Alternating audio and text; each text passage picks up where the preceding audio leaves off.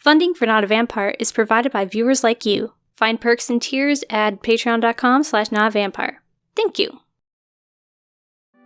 So, I just watched Saberspark's video quickly reviewing the Steven Universe feature finale, and obviously I have some thoughts, seeing as I made a video out of it. Mainly, I don't think he really gets most of the things he complains about in his video, and taking that lack of understanding as the show failing. Now, of course, do not attack Saberspark. This is an intellectual disagreement over a cartoon. I'm not saying he's inherently a bad person or deserving of hate. I like watching his videos from time to time, and he is definitely no Lily Orchard. So basically, don't take my beef with his thoughts on Steven Universe future as a declaration of internet war or something.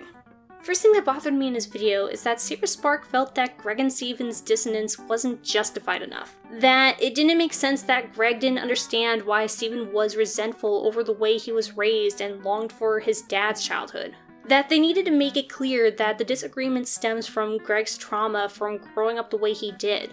But the show already did exactly that. It was obvious that Greg's PTSD influenced his decision to raise Steven very hands-off and unstructured. Recall how he speaks about his childhood and how he can't share the nostalgia Steven expects from his dad finding his graduation picture. When Steven realizes the house they broke into was his dad's old house, Greg corrects him that it's not his house, but specifically his parents' house, as though he never really had a place there, even in what was supposed to be his room, because all of his childhood wasn't even his, but instead belonged to his parents. They were the ones who put him in wrestling, so Greg can't take any pride in the fact that he was good enough to earn a trophy. In response to Steven finding notes from a possible middle school sweetheart, Greg can only think of the fact that he met her through a scholastic club that his parents put him in. His graduation picture isn't that one time he tried having short hair, but instead a symbol of his parents rejecting everything that made Greg who he was. They forced him to cut his long rocker hair the day before a gig because that look was not in their plan for Greg. Music and his expression did not mean as much as his parents' values that they wanted to be displayed in how their son looked. And even more,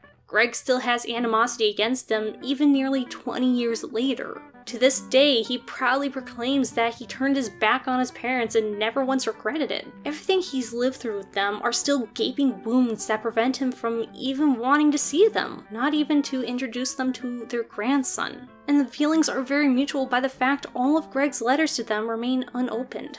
They want nothing to do with their son just as much as Greg wants nothing to do with them. They didn't need to show that Greg is screwed up in some grand way like how Steven was experiencing his emotional baggage. It was enough to allude to events that Greg doesn't want to discuss but wants everyone to understand they were bad enough for him to choose the path he did.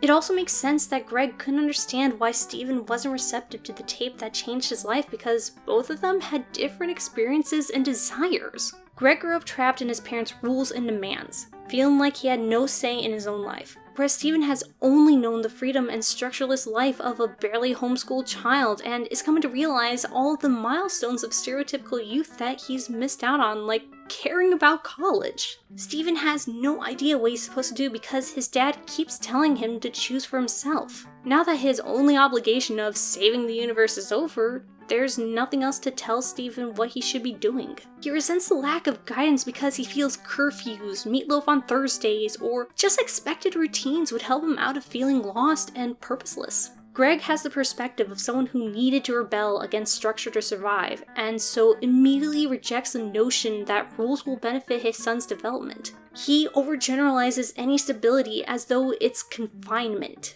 As someone from his background, he just can't understand or accept that anyone truly wants to be held back by other people's expectations or demands, as though that's the only form that routine or stability comes in. Still, you said yourself that you might just not get this part, so I'm not really bothered. It doesn't rile me up as much as your thoughts on the finale. So, what the hell is wrong with a hug?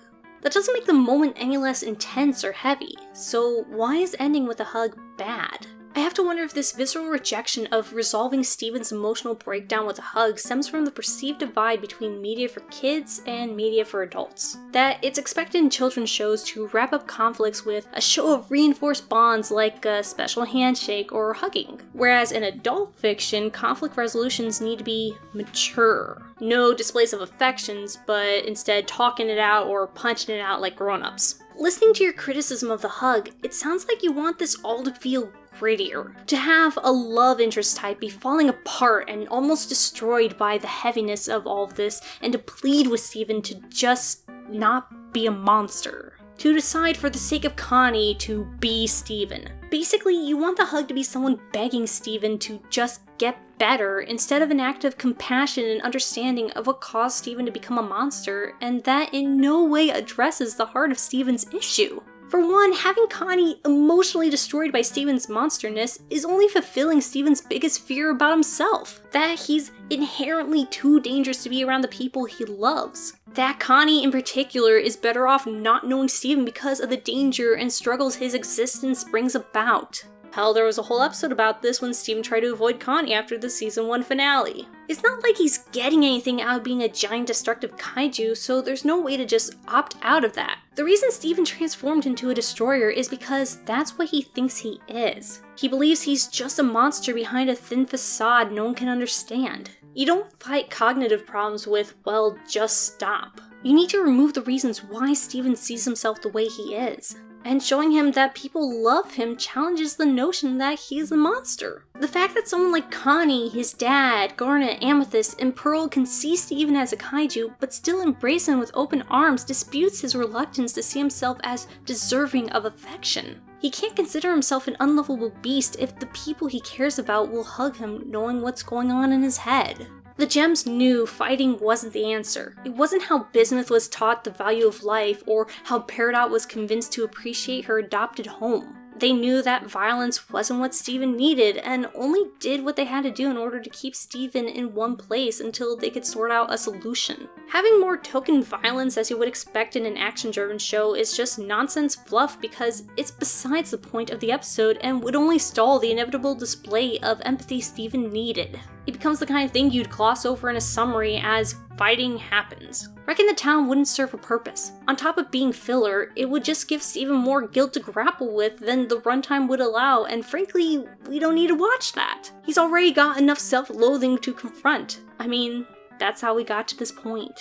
The hug is important because it's the kind of move Steven would and has shown to other so-called enemies to turn them to his side. Any fighting Steven would have done would have just been the bare minimum necessary, and that's what the Gems did. It's the declaration of love and empathy that Steven gave to everyone else, and that Steven has been lacking for some time. What better than a hug to show someone that you don't care about what they've done or how monstrous they think they are, and that you just care about them as a person. I mean, Garnet herself learned early on that violence wasn't the answer.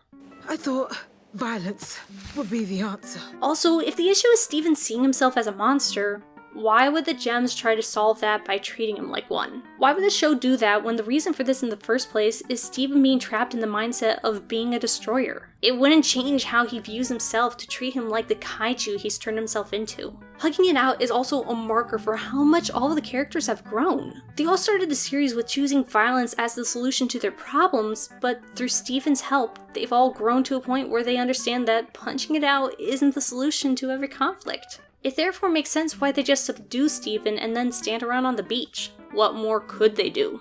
They were at a loss to help, just as they had been the whole season.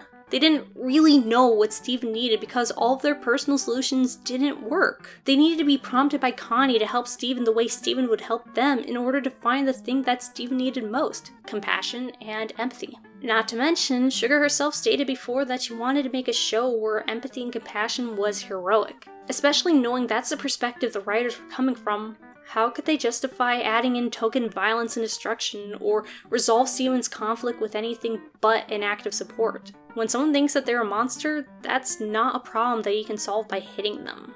Perhaps the performance of the Gems crying about causing Steven to go monster was bad, But it very clearly was meant to be serious, otherwise Connie's accusation that they're all at fault but need to let go of that right now wouldn't be as effective. These once villainous gems are in the process of realizing and confronting what their actions must have done to those around them, namely Steven, who they've all grown to love. And it's a totally natural reaction to this moment. When confronted with someone in crisis, your first thought is usually to discern what caused them to get to this point. And if you find that somehow you are in some way to blame, that can be crippling because you're suddenly in an endless loop of who caused this person harm. I did. It's a self-centered spiral that's debilitating and can prevent you from helping, hence why Connie needed to speak up in that moment. They needed to be reminded that Steven can't care about how sorry they feel at that time. Everyone feeling sorry for themselves was especially the last thing that would help Steven.